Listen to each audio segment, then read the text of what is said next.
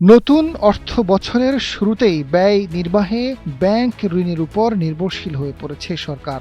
২০২৬-২৭ অর্থ বছরের প্রথম ১৩ দিনেই ব্যাংক ব্যবস্থা থেকে সরকারের নেট ঋণ দাঁড়িয়েছে ৯,২০৯ কোটি টাকা। এর মধ্যে কেন্দ্রীয় ব্যাংক বাংলাদেশ ব্যাংক থেকে নেওয়া হয়েছে ৫,৪১৪ কোটি টাকা এবং তফসিলি ব্যাংকগুলো থেকে ৩,৭৯৫ কোটি টাকা।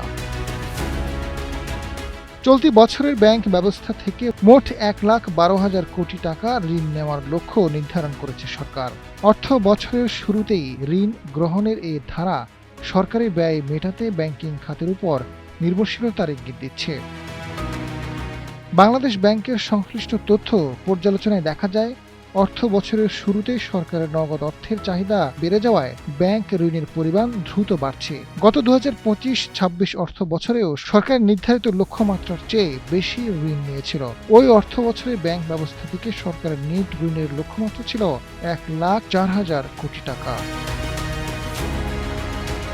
অর্থনীতিবিদরা বলছেন, অর্থ বছরের শুরুতে সরকারের ব্যাংক ঋণ কিছুটা বাড়া স্বাভাবিক হলেও রাজস্ব আদায়ে ঘাটতি হলে ব্যাংক ঋণের উপর নির্ভরতা আরও বাড়বে।